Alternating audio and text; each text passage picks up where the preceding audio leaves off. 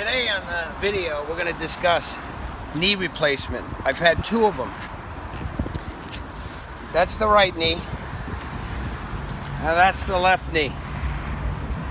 And the reason I had them done was because when I was a kid, I had a condition called chondromalacia. Now, chondromalacia, I gotta get off the friggin' bike because it's making a noise.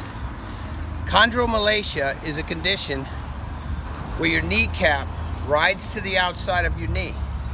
So you end up dislocating them, just the kneecap itself. Sorry, hold on. Chata. Let's put the bike right here. As a child, when I was 8 years old, I went down to my church to play football. And I jumped off a little stoop. It must have been this high. And my left knee just popped out of place. I had no idea what happened. I started screaming and crying. I asked my friend to run up the street and get my father. So he came down and had no idea what the hell was going on. And I ended up going to the hospital. Now, as a kid, this happened to me about two dozen times on both knees. I would go to the hospital. It was the same procedure. Go to the hospital, get an x-ray. They'd x-ray the knees. It would come back just showing the bone. There was nothing wrong with it. Don't look up my short leg. And by the time I was 16 years old, I said to the doctor, "Hey doctor, let me ask you something." And he said, "Sure." And I go, "Don't x-rays just show the frickin' bones?" And he's like, "Yeah." And I go, "So why is it every time I dislocate my knees, you have me come in the hospital, you take a friggin' x-ray, and then you give me ice packs or some Tylenol, something that damages my liver?" So when I was 18 years old, I was playing kickboxing with a friend of mine. And this friend of mine, I jumped up in the air, I threw a kick, and I landed badly on my left foot. My kneecap went back here. It went from here and stuck back behind my leg. And it was back there for quite a while.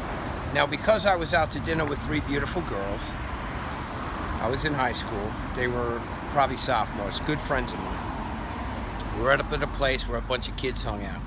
And I fell on the ground, my right leg crossed over my left, and I'm laying there on the ground, and none of my friends believed that I dislocated my knee. I knew what had happened. It had never gotten stuck before. It always popped back into place. So I begged them, "Call an ambulance, please." None of my friends believed me. And one of my friends tried to pick me up, and I'm like, "Mary, please stop." And she goes, "Joe, if you dislocated your knee, you'd be in pain." And I said, "Mary, I'm in the worst freaking pain I've ever been in my life." And she goes, "Well, why aren't you crying?" And I go, "What, does that help alleviate pain or something? Because if it did, there'd be a river around me." And so, in a nutshell, finally, my friend says, "Oh, I'm gonna call an ambulance." And he walked inside a little drugstore where there were 3 phone booths. For you kids that don't know what a phone booth is, it's where we used to call because we didn't have cell phones or pagers. And if you don't know what a pager is, it's the thing that beeps, and then you got a number to call. Drug dealers use them, I think. At any rate, nothing against drug dealers. Do your thing.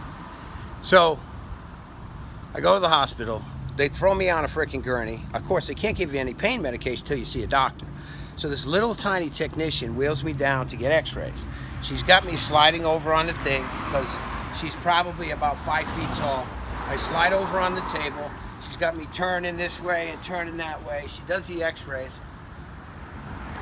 Afterwards, she takes me and she puts me on the freaking gurney again, wheels me outside, and outside I'm laying in the side of the hospital. And in the hospital room, in the hallway, still waiting for the doctor. Now, my mother had worked at the hospital, so she knew the doctor, and she subsequently wanted a specific doctor to come, who she had to call and get out of bed. The little lady who just did the x-rays came back about a half an hour later. I'm still laying there in agony and just begging God to help me and alleviate this pain.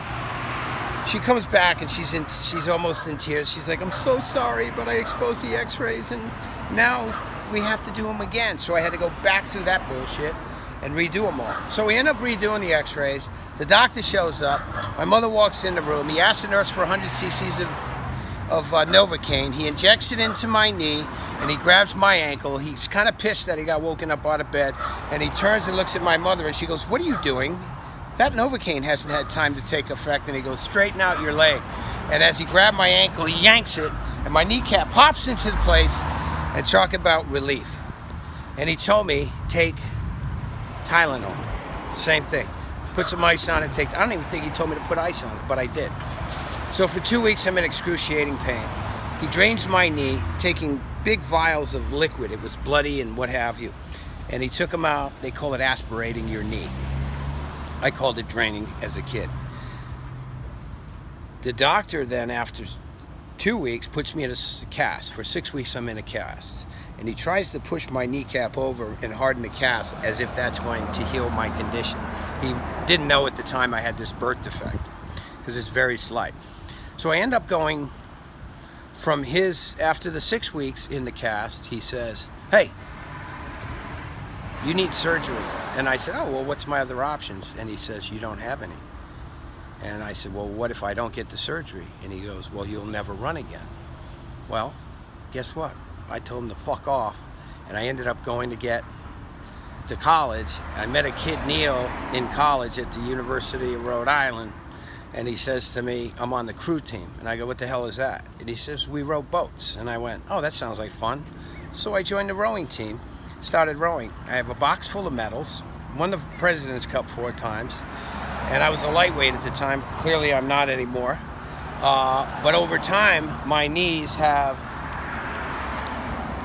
given out. Because of the damage from the chondromalacia, you get osteoarthritis, which is where the kneecap is rubbing on the femur, basically, like this, because it's supposed to sit in that groove. So now I'm much older, but I just got both knees fixed, and I'm finally out on my bike again. So if you're thinking or contemplating about a knee replacement, and you're not that old, I don't know what it's like for an older person, because I don't feel old. I may look it, but I certainly don't feel it. But I'm so grateful, because 2 weeks ago I started biking again. I walk a lot, I go down the beach and what have you. But the knee surgery is very painful, and you have to ice the crap out of it, and you have to find ways of helping with the pain. I don't like any kind of pain medication. It clogs you up and all that stuff. So, in a nutshell, stretch, ice, and I use a natural substance called kratom, K-R-A-T-O-M.